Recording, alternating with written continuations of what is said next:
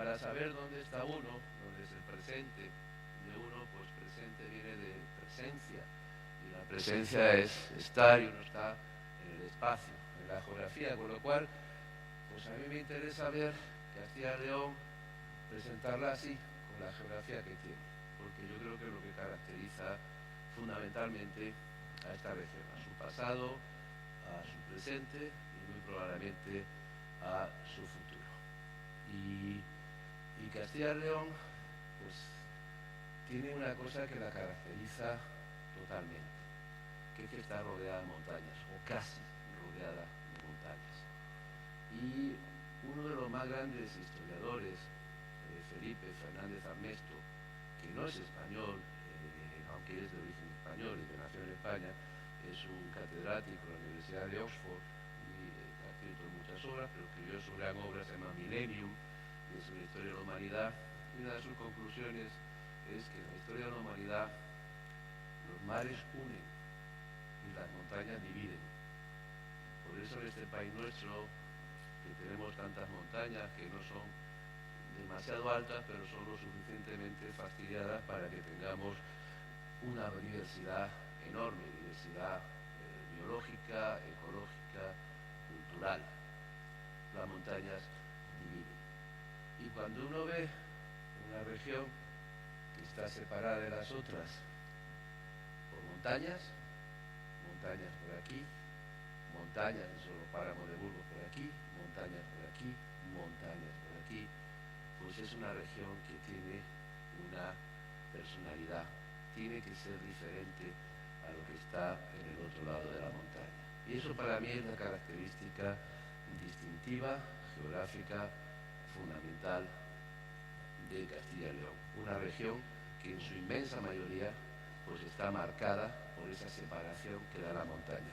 Evidentemente es una región política, porque aquí tenemos esta zona que todos ustedes conocen. Esto no es Castilla y León desde el punto de vista geográfico, pues el Bierzo. Lo puedo decir porque no creo que haya ningún movimiento de independencia berciana ni cosas de esas, y se puede decir, pero el Bierzo geográficamente es otra región. Políticamente pues ha sido León y es Castilla y León, pero nos saca la primera decisión. Y la segunda, la ven aquí, aquí no hay montañas. Aquí lo que ha habido es la tontería histórica de un país que tuvo que ser uno, pues fue dos.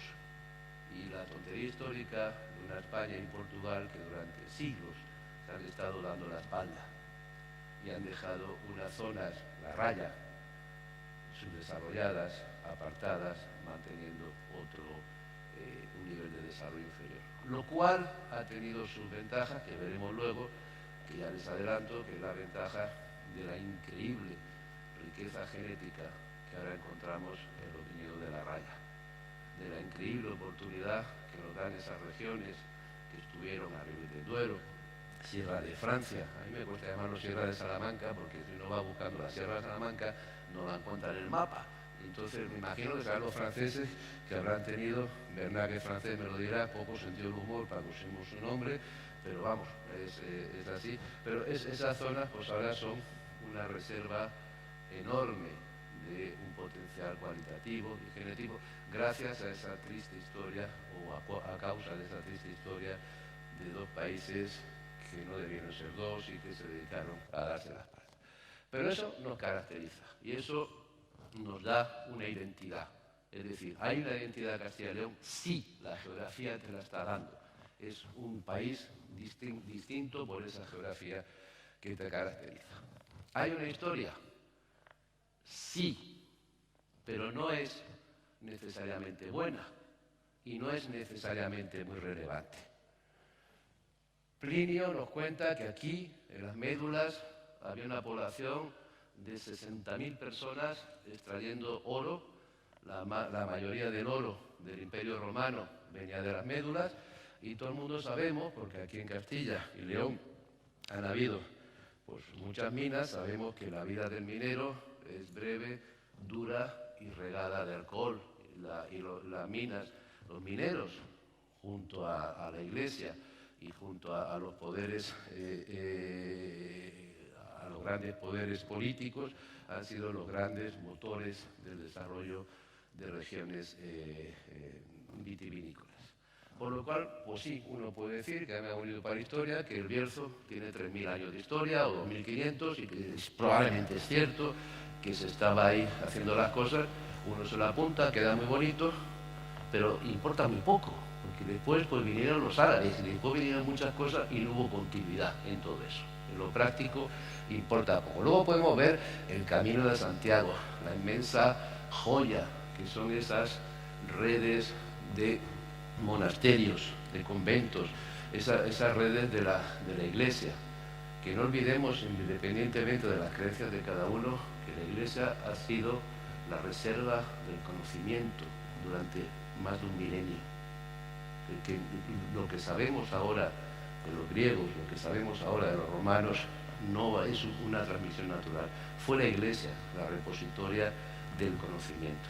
Y todo eso pues nos creó, pues tenemos el monasterio Valbuena justo enfrente de Vega Sicilia, tenemos los monasterios en el Camino de Santiago, tenemos un gran patrimonio de la Iglesia. Y vemos en las contraetiquetas de muchas bodegas que te hablan de aquellos monjes borgoñones que llegaron de los cistercienses y no sé qué, no sé cuánto, porque aquí tenemos con los cistercienses les tenemos, parece que mucho cariño, todo es así, pensamos que vinieron los monjes y trajeron las uvas y trajeron no sé qué, ellos trajeron una forma de vivir a base del trabajo, lo que los diferenciaba de los nobles, y de vivir entendiendo la tierra, y evidentemente crearon un gran saber vitícola, y es absolutamente cierto.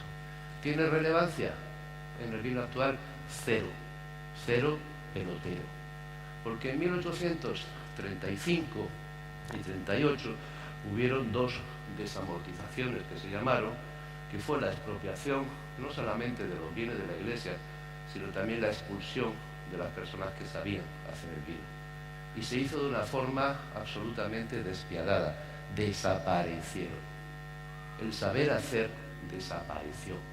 Ese es el caso, no solamente en Castilla y León, también es el caso en Priorat, también fue el caso en Ribeiro. Aquello se expulsó toda aquella gente que tenían el saber para que el Estado pudiera crear una cosa que llamaban liberal, que no lo veo la liberalidad, y tener dinero para más guerras y cosas de esas.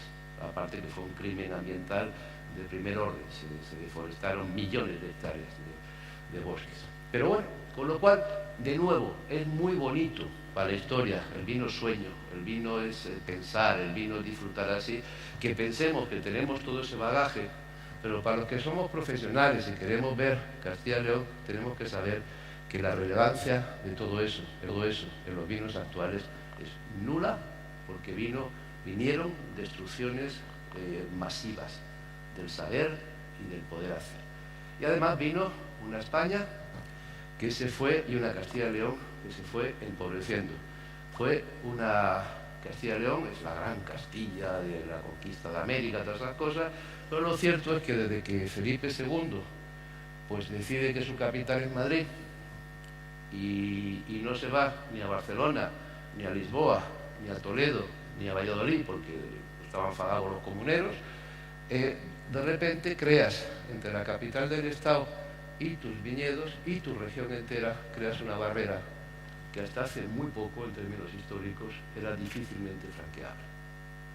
Un señor, para mí, el señor que mejor ha escrito de la historia del vino de esta región y de todo el noroeste de España, Alain Huillet de Lamp, un señor de Burdeos, tiene ahora 95 años. Su libro es una maravilla. Un hombre que se va en los años 60 con las carreteras que había, con un Renault 400, que es un cochecillo. Su mujer habla perfecto español, pero él se va por todas las parroquias, va viendo los comercios. Es un geógrafo, ni siquiera es alguien del vino. Ha hecho un libro, espero que se presente con ayuda de Castilla y León. Pedro Ruiz ha financiado la traducción. Presenta una imagen de lo que pasó aquí, que es magnífica, maravillosa. Maravillosa. Sin embargo, su libro de 1900, él se muestra muy pesimista para lo que va a pasar. En ese caso él habla de la Ribera del Duero. Piensa que va a tener muy difícil continuar quitando Vega Sicilia. ¿Por qué dice que los vinos de Ribera va a tener muy difícil continuar con la Mancha? Son que la estructuración de la propiedad es menos efectiva, no tienen capacidad de pasar la mayor parte de años, de pasar más de un año, y dificultad de comercio enorme. Porque en esos años el túnel de los Leones se acababa de abrir y él no lo tenía en cuenta, y de luego a nadie se le ocurría que podía haber un AVE que en menos de una hora te lleva a Madrid, y a nadie se le ocurría que hasta Soria iba a tener una circunvalación con 3 carriles. Porque lo que pasó, que él no lo podía prever, y que afortunadamente pasó, es que España, para mí el momento clave de los 3.000 años de historia del vino español es el 1 de enero de 1986, cuando por fin ya somos menos España y por fin ya somos Europa. Y tenemos acceso no solamente a las inversiones en infraestructuras, sino acceso a que muchas personas puedan estudiar fuera, a que nuestros vinos no tengan barreras arancelarias en los países consumidores más importantes de la época, a que podamos tener un enfoque global. Y eso es lo que nos cambia todo. Pero mi segundo punto sobre Castilla y León es, primer punto, lo he dicho, sí, es una región diferenciada, porque está marcada por esa separación casi perfecta, quitando la raya, de las montañas. Segundo, sí, es una región histórica. Tercero, no es muy importante que sea histórica. Aquí cambia la historia en algunas cosas. Cuando viene Lecanda, con un saber hacer de Burdeos, es de los 4 grandes que lo importaron, y se lo debemos todo a los franceses en el vino fino. Fueron los 4, Riscard, Murrieta, Lalande en Somontano y los Lecanda en Vega Sicilia, los que trajeron un saber hacer, una forma de hacer en la segunda mitad del siglo XIX que cambió la escena del vino español continental. Jerez, Alicante, son otras historias, son historias de otra continuidad, pero no estamos hablando de ellas. Con lo cual, nuestra historia es moderna. Y nuestra historia, la de Castilla y León, cambia en el momento en el cual el país se moderniza, en el cual ya no se atraviesan las montañas en odres malolientes y llegando en malas condiciones. Ya hay medios. Cuando la España pasa a ser, la España del tren no llegó mucho a Castilla y León, no nos vamos a engañar, ahí se quedó aparte medio olvidada, pero sin embargo se llegó a Castilla-La Mancha. Pero cuando llega la España del camión, la España que permite con una red de carreteras que podamos comerciar. Y para mí, siempre lo digo, el primer factor del terroir, el primer factor de la calidad del vino es el cliente, que es que tengas un mercado, que tengas una salida del mercado que te permita invertir en el viñedo. Porque el segundo es el coco de la gente, el trabajo y la inteligencia de las personas. Y luego ya podemos hablar de climas, de suelos, de plantas y de lo que queráis. Pero sin mercado y sin inteligencia yo no veo que pueda haber un gran vino. Para mí son los factores fundamentales del terroir. Bien, llega la modernidad y de repente aparece Ribera del Duero. Y todos lo recordáis, es una grandísima explosión.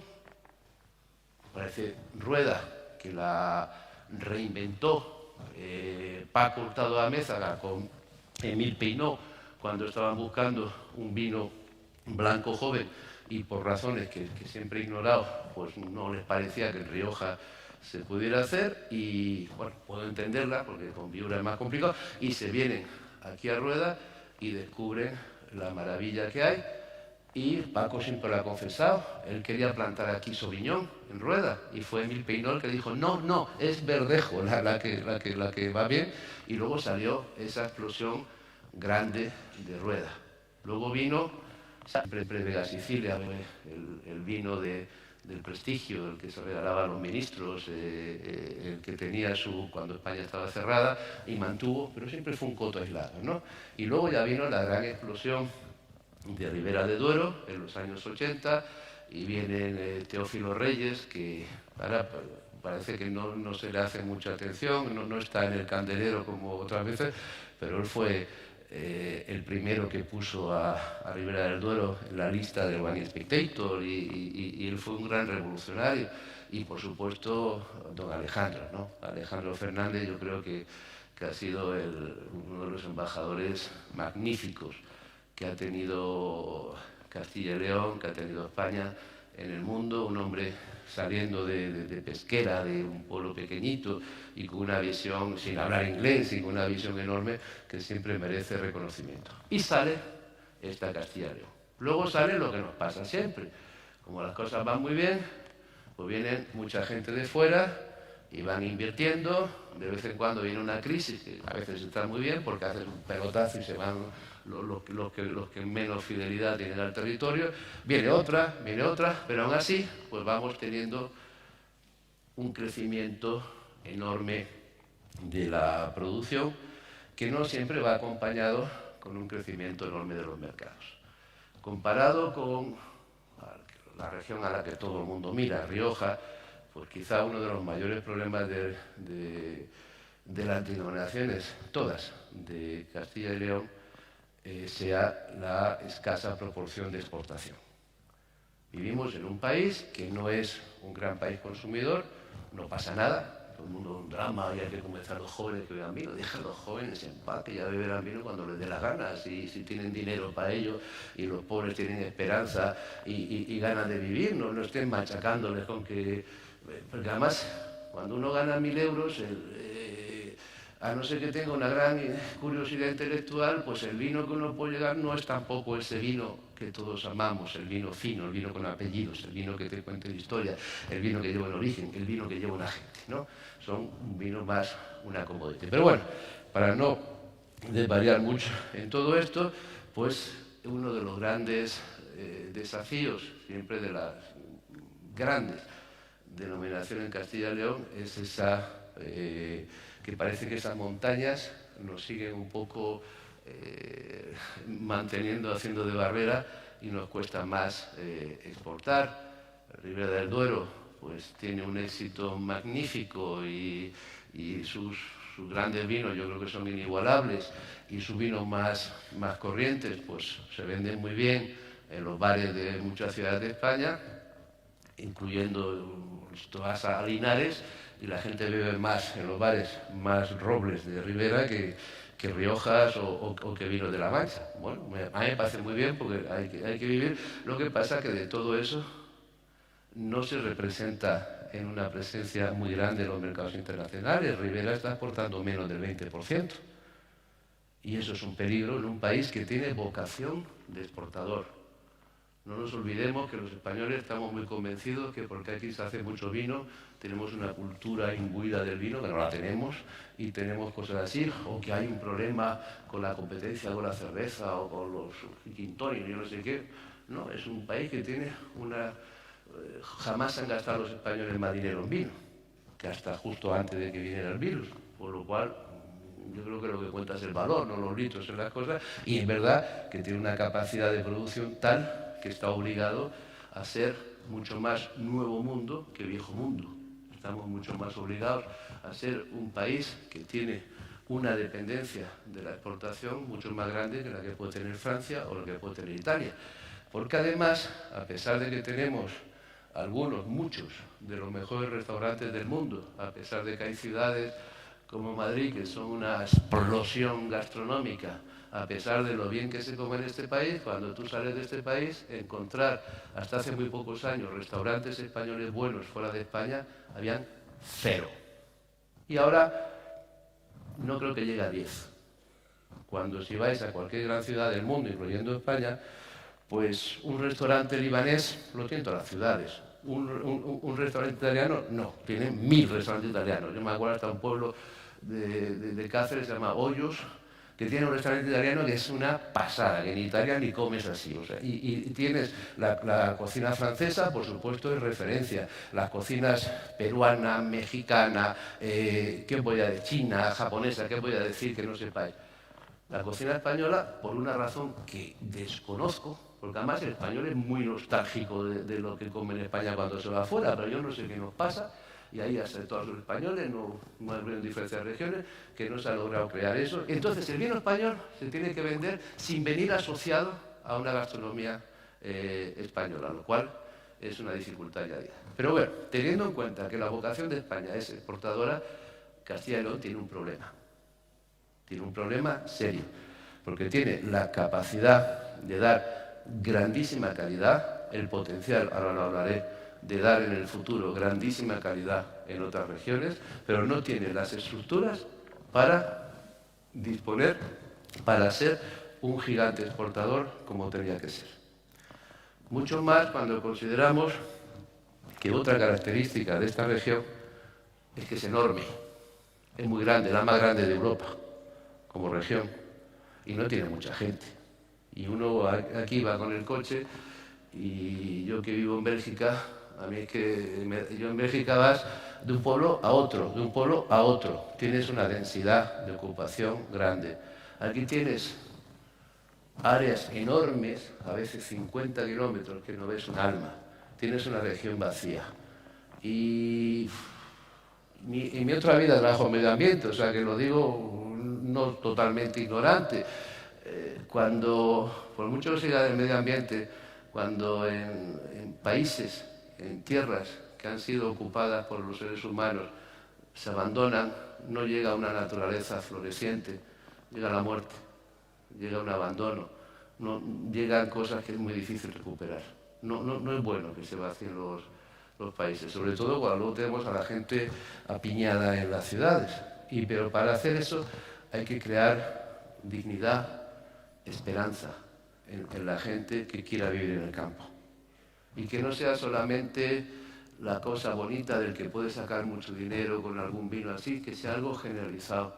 Que aquí no vivimos el vino fino, se hace fino porque existe el vino de pasto. Y yo siempre defiendo el vino de pasto como elemento social. La viticultura es el vector de creación, de ocupación en el campo más importante de los sectores agrícolas. Es vector de alegría, es vector de que la gente pueda tener esperanza. Y no todo el mundo, no hay mercado para ello, puede hacer vinos de 20 euros o más. Tienes que pensar eso también con vinos de 3, 4 y 5 euros. Que evidentemente no se esté pagando una uva a 20 céntimos como se pagan y esos escándalos que vemos aquí. Bien, ese para mí es un gran desafío. Y creo que es algo que no se debe buscar culpables, que no se debe decir esto es culpa. ¿Estoy hablando mucho? Ah, vale, muy bien, perfecto. Pues voy a... Si es que yo empiezo a hablar, es que no... Por eso viajo, para cambiar la cosa. Bien, tenemos que pensar que este tipo de cosas no son culpa de la DO, no son culpa de la Junta, no son culpa del Gobierno de España, son culpa de que muchas cosas, el territorio, que para mí en este mundo global es cada vez lo más importante, el territorio se construye sobre lo que diferencia al ser humano de los animales, que es la cooperación y la confianza. Y aquí en Castilla veo una falta de cooperación que grava muchos desarrollos. Yo siempre hago la comparación. En los viajes a Australia, tú ves en algunas regiones, en Victoria, en Barossa, ves a los enólogos de muchas bodegas que están compitiendo, se juntan el sábado, cada uno lleva un carrito de la compra con 12 bodegas, se juntan, catan a ciegas, ponen sus vinos, los critican, hacen de todo, comparten lo que han aprendido, sus experiencias. Y hay un sentido de comunidad que va junto a la competencia comercial. Nueva Zelanda ha crecido por ese sentido de comunidad. Aquí hasta hace pocos años, en Ribera del Duero, el enólogo de una bodega no podía entrar en otra bodega. Lo cual alucinas, porque es que el mercado del vino no es competitivo. Hay una oxímoron que nos han metido en la cabeza que para mí es escandaloso, que es lo que se dice mercado libre. Mercado y libre es una contradicción. Y si además metes mercado agrícola libre, es un insulto. Porque uno no puede cambiar las tierras, uno tiene que fijar eso. El objetivo que tenemos que tener es, aparte de los vinos que hagamos, esa esperanza para los jóvenes, esa alegría, esa dignidad de poder ocupar el campo en todos los estadios de precios. No estoy de acuerdo con el desprecio a los vinos de base, porque yo empecé a beber vinos de base, porque era el dinero que tenía, y gracias a eso llegó a los demás, porque es un tipo de negocio que crea ocupación, que funciona, pero tiene que estar regulado. Hay que tener cuidado con el exceso de la utilización del agua, con el abuso criminal en los precios de la uva. Con ese tipo de cosas hay que tener cuidado. Pero para mí, la visión del vino, el mayor valor del vino, es que cree esa dignidad, esa alegría y esa esperanza. Castilla y León lo tiene todo, menos el interés de cooperar para llegar a ser eso. Tenemos una región en la cual no solamente tenemos las tres grandes denominaciones conocidísimas de Ribera del Duero, que no es una denominación, siempre lo digo, y el pobre Agustín, al que recuerdo ahora mismo, que fue un shock, yo creo que para toda la muerte de una persona tan buena, Agustín Alonso, el director técnico de Ribera del Duero, siempre decía, no digas eso, pero yo siempre digo, Ribera del Duero no es una denominación de origen, es un invento, y ahí por lo menos hay 3 denominaciones de origen clarísimas, y ahí yo presento Ribera del Duero, que es este a oeste, tienes el mapa, hago así, y digo, esto es Borgoña, y es parecida a muchas cosas, pero tiene que encontrar ahí, bueno, es la gran denominación de origen, tiene que encontrar cómo dar salida a crear más prestigio y dar salida a todos esos vinos de roble de un interés más que limitado, pero que los bares pues gustan mucho y están así, lo cual me parece muy digno, pero ver cómo se hace eso al territorio. Tiene Rueda, que aquí tenemos a nuestra sufrida presidenta que lo lleva, que tiene pues delante suyo, pues tiene un pelotazo de mucho cuidado, porque ahí se ha plantado de todo, unos rendimientos enormes, pero Rueda no exporta.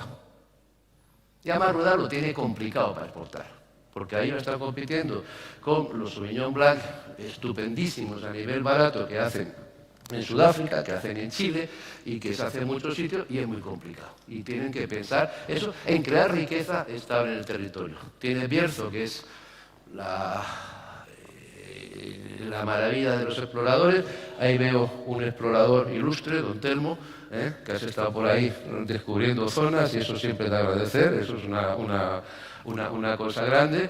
Y bueno, pues tuvieron que venir exploradores de fuera con Álvaro Palacios y hacer de esa zona lo que es hoy, para mí es la mejor denominación de origen de España, porque es la única que ha hecho una clasificación en base a la uva, no como hace Rioja en base al vino.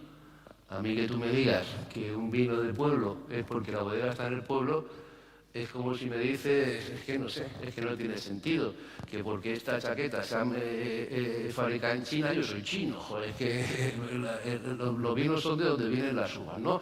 Y además también con los vinos singulares, creo que hay, pero eso es otra historia, algunas limitaciones.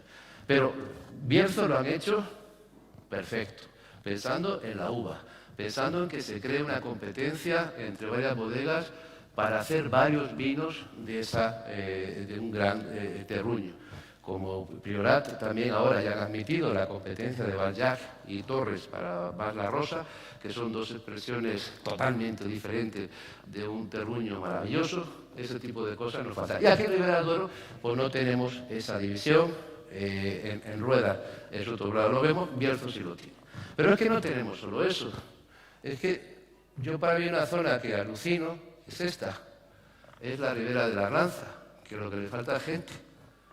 Pensar que la Ribera de la Arlanza tuvo su historia porque la única gran capital en la Edad Media, siempre cuando se iban creando las ciudades, era el instrumento de poder, el viñedo periurbano servía para alimentar a la gente, y habían viñedos particulares, a veces de la Iglesia, a veces no, la Iglesia era la gran empresa de hostelería, ¿no? Y a veces no, que eran para la gente poderosa. Burgos lo intentó durante años y años, y al final fue la única capital que tuvo que poner su viñedo pues 40 kilómetros más abajo en Lerma, porque Burgos no llega a madurar, y fue un gran viñedo. y luego fue olvidado. Falta ahí gente, vamos, si a mí me dicen una apuesta por la nueva Tempranillo, porque para mí es una nueva Tempranillo, eso es Arlanza. Tiene un potencial, la Tempranillo fresca, afilada, de un trago largo, fácil, complejo, es un potencial maravilloso, no explotado. Y luego tenemos, pues no voy a dar una vuelta por toda la denominación de origen, tenemos las Prieto Picudo, pero yo quiero hablar, porque no me queda tiempo, de esta zona. Porque esto es el tesoro que nos permite ahora compensar la injusticia histórica de la separación entre España y Portugal. No separación, a mí me da igual la frontera política, sino la separación real de dos países que dejaban esta zona en su espalda, que lo dejaban abandonado. Eso ha creado que no haya habido la fuerza en las reconversiones vitícolas que han habido en otras regiones, ha permitido que mantengamos un patrimonio vitícola muy importante, y siempre digo, la gran diferencia entre Italia y España, y Italia para mí está mucho mejor que España en todo, y para mí es el país de la diversidad y el país que adoro, o sea que lo digo así, pero la gran diferencia entre Italia y España es que en España los gobiernos siempre han sido más efectivos que en Italia. Entonces en Italia tenían las mismas cosas de importar Cabernet Sauvignon, de cambiar, de regularizar cosas en 2 minutos, y los italianos no hacían caso. Y entonces tienen ahora un patrimonio magnífico, aquí hacíamos caso y bueno, pues hemos quitado eso. Pero esa zona es la gran reserva, Tenemos viñas viejas, tenemos variedades que tienen sus calidades distintas. La variedad para mí tiene importancia en el sentido que te puede dar identidad. Es muy difícil vender la zona X en España con Cabernet Sauvignon y Merlot, aparte que muchas veces pues, ni siquiera son ni la mitad de buenos que los originales. Es mucho más fácil pues, vender a Ribes de Duero si sabemos trabajar la Juan García o Rueda, si al final, querida presidenta, aprobamos la Cenicienta como variedad en la denominación de origen. Y eso me parece que es un elemento de identidad, con lo cual lo veo positivo. Hay que trabajarlo, hay que crear esas identidades. Son zonas además que son pobres, son zonas que además necesitan crear esa riqueza. El vino jamás ha estado asociado a la pobreza. El vino siempre ha sido diferenciación social, y en las zonas vinícolas hay riqueza en ellos. Parecerá justo o injusto, eso va a cuestión de ideología, pero el vino se asocia a la propiedad privada, a la diferenciación y asocia riqueza. Cuando tenemos un potencial de crear vinos, de crear riqueza, de crear gente que se queda y no lo aprovechamos, pues algo no va bien. Y aquí creo que hay un gran potencial para ello. Luego tenéis los vinos de pago. Por ahí veo uno de mis panelistas preferidos, Álvaro, que Abadía Retuerta, que además tiene un hotel magnífico. Y bueno, pues es otra solución. Yo creo que es limitada.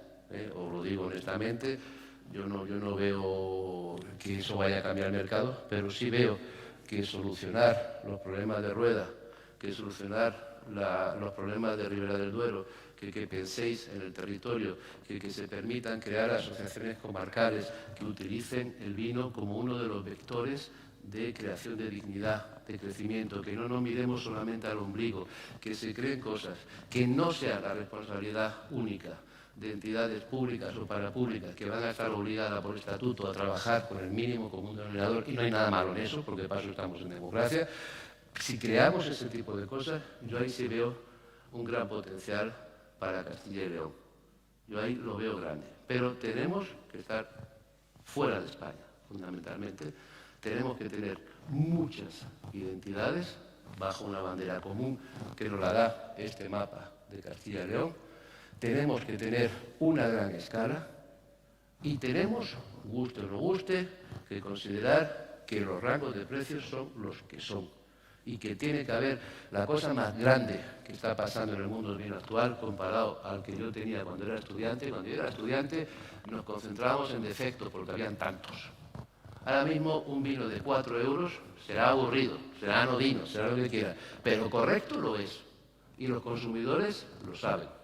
Y eso es una gran ventaja que tenemos. Y eso es riqueza. Y eso es creación de muchas cosas. Y yo creo que Castilla y León lo necesita, y el vino puede ser por primera vez un gran impulsor de la creación de riqueza, de esperanza y de dignidad en esta región. Y Alberto habló un montón, ¿verdad? Ya, paro. Pues paro ya, venga, hala, otro.